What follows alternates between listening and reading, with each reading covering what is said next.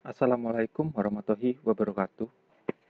Jadi pada kesempatan kali ini kelompok kami akan membahas tentang konsep Internet of Things atau IoT. PowerPoint ini ditujukan untuk memenuhi tugas akhir dari mata kuliah otomasi robotika. Sebelum melangkah lebih jauh, alangkah baiknya kita memperkenalkan diri kami terlebih dahulu. Kelompok 8, kami terdiri dari Syahrul Hidayatullah NRP 41, Dharma Umardani NRP 56, Diki Yudhistira NRP 57, dan Muhammad Nur Rizky Isya NRP 59. Dan terima kasih juga kepada Bapak Agus Humaydi selaku pengampu dari mata kuliah otomasi dan robotika di semester 6 ini. Lanjut, kita akan membahas konten tentang Internet of Things. Pada PowerPoint kali ini kita akan membahas 8 bagian, yaitu yang pertama adalah apa itu IoT, yang kedua adalah mengapa kita memilih IoT, yang ketiga ada hardware dan protokol IoT, yang keempat ada IoT device architecture, yang kelima ada IoT security standards, yang keenam ada Internet of Everything, yang ketujuh adalah kasus penggunaan IoT, yang kedelapan adalah pengaruh di industri. Pertama-tama, apa sih IoT?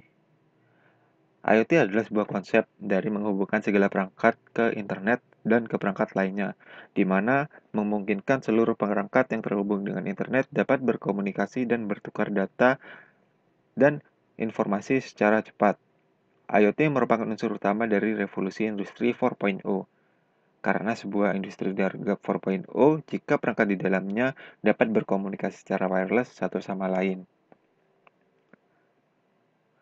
Mengapa sih kita memilih IoT? Alasannya itu ada banyak, yaitu yang pertama alasannya karena kesempatan bisnis yang lebih luas, data yang dihasilkan lebih presisi serta dapat dipantau secara real time.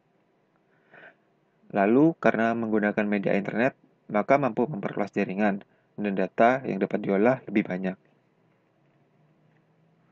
Yang selanjutnya, kita akan membahas hardware dan protokol dari IoT, di mana hardware terdiri dari dua unsur agar mampu dioperasikan. Yang pertama adalah sensing device, yang kedua adalah general device. Sensing device merupakan device yang terdiri dari sensor dan aktuator.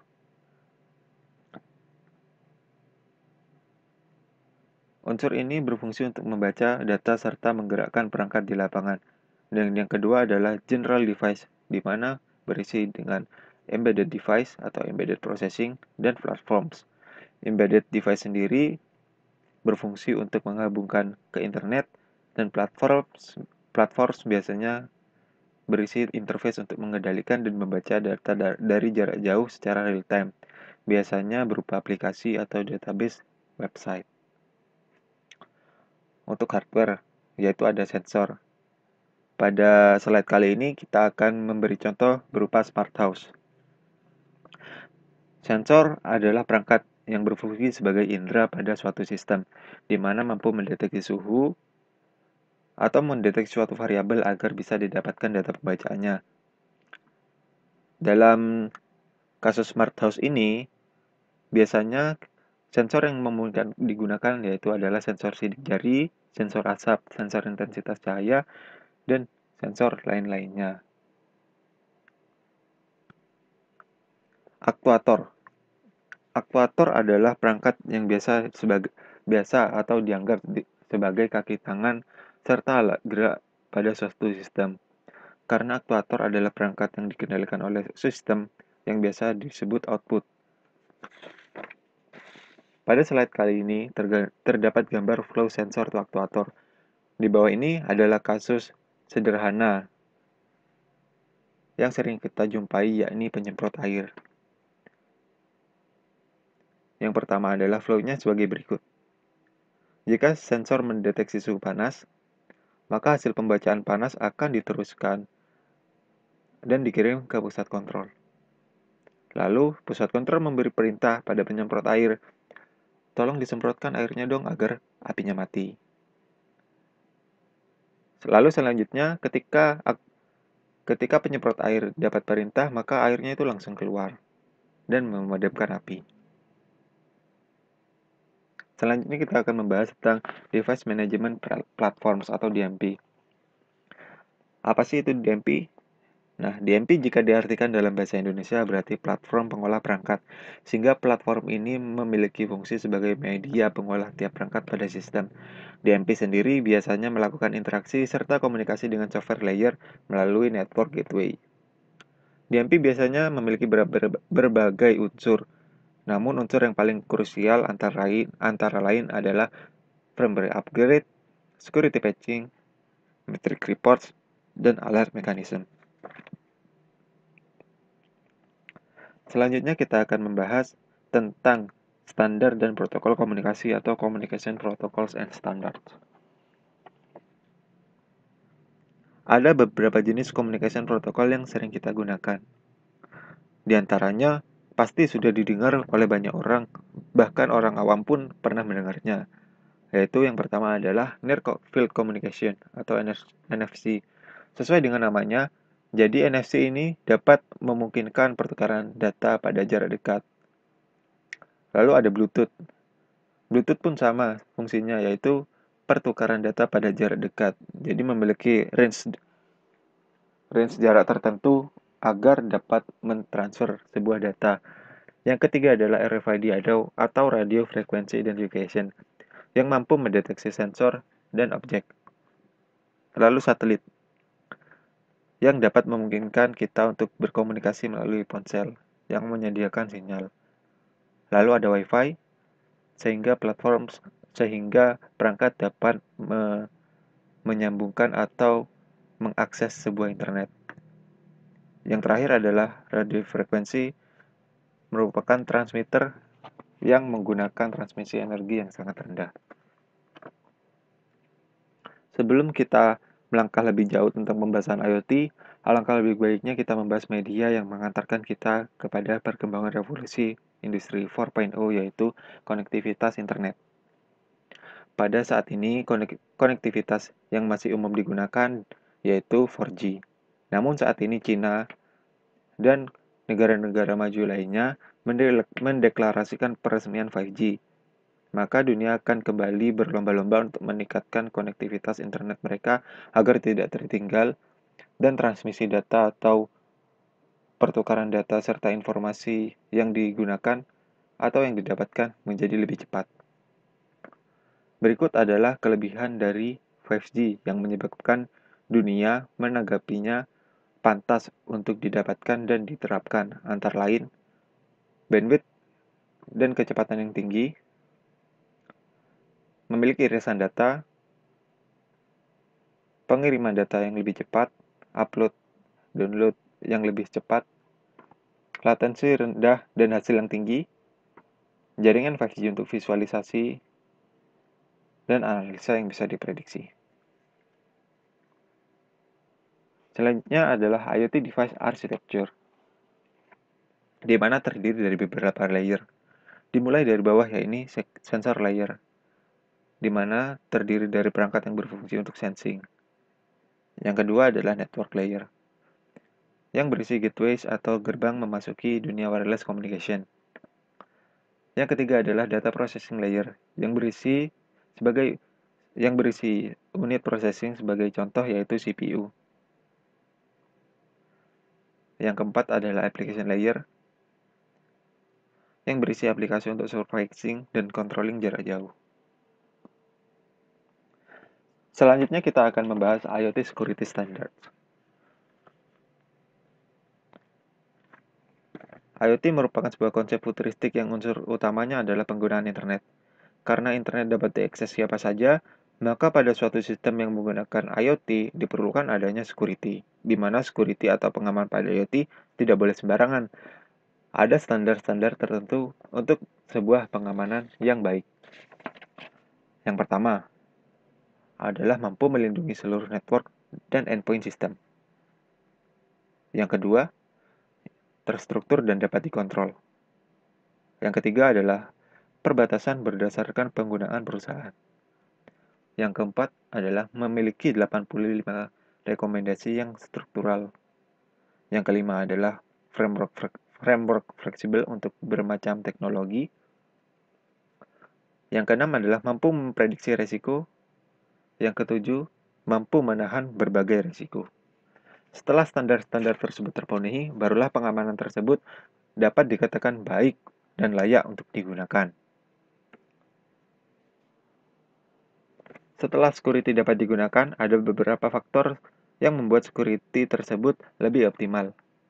Yaitu yang pertama, security harus diuji secara dinamis. Yang kedua, hardware harusnya tahan banting agar lebih awet. Yang ketiga, sebaiknya melindungi algoritma-algoritma yang datanya dapat berpengaruh pada sistem proteksi. Yang terakhir adalah dapat diupdate melalui firmware. Tingkat lanjutan dari Internet of Things adalah Internet of Everything. Bukan hanya menghubungkan perangkat dengan internet, namun melakukan berbagai jenis kegiatan melalui internet juga. Adapun beberapa jenis atau beberapa contoh dari Internet of Everything, salah satunya adalah value driven atau faktor yang sering digerakkan atau dikendalikan oleh Internet of Everything. Antara lain yaitu supply dan logistik, produktivitas kerja, pengalaman customer, inovasi dan pemasaran, serta penggunaan aset. Internet of Things tidak hanya mampu menghubungkan mesin ke mesin saja, namun lebih kompleks. Internet of Everything juga mampu menghubungkan people to people atau manusia ke manusia, people to machine atau manusia ke mesin, data to machine atau data kepada mesin, dan sebaliknya. Sebagai growth engine, Internet of Everything memiliki growth engine atau hal-hal yang membuatnya berkembang.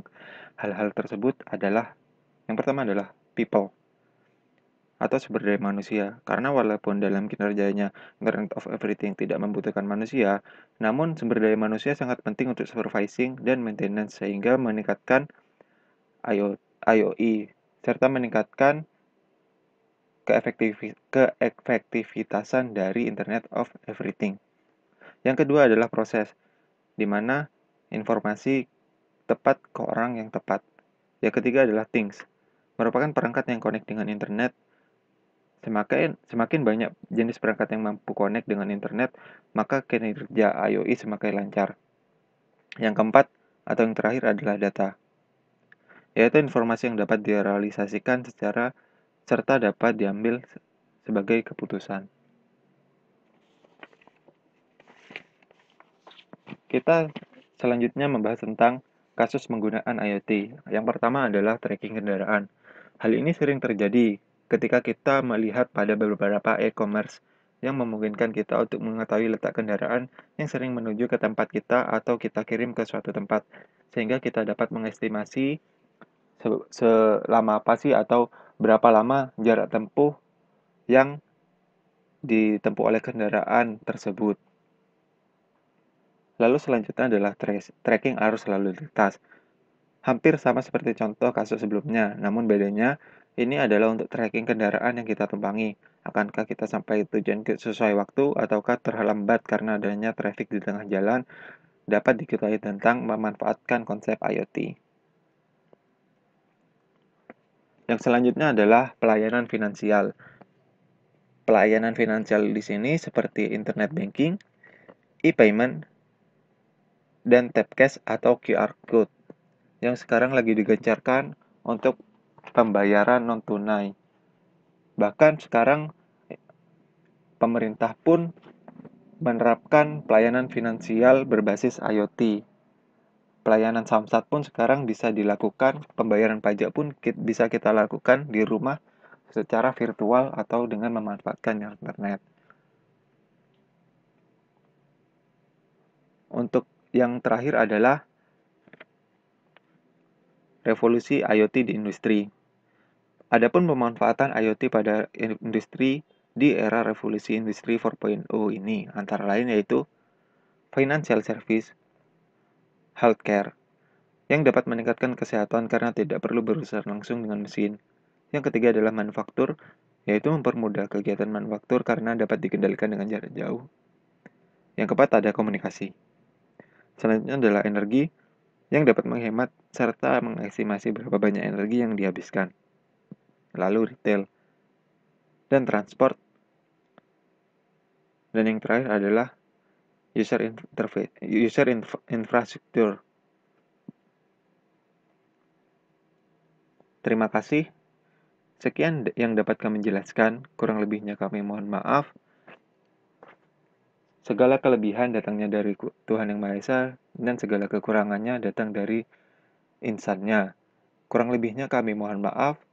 Semoga penjelasan dari kelompok 8 tentang konsep IoT dapat bermanfaat bagi semua.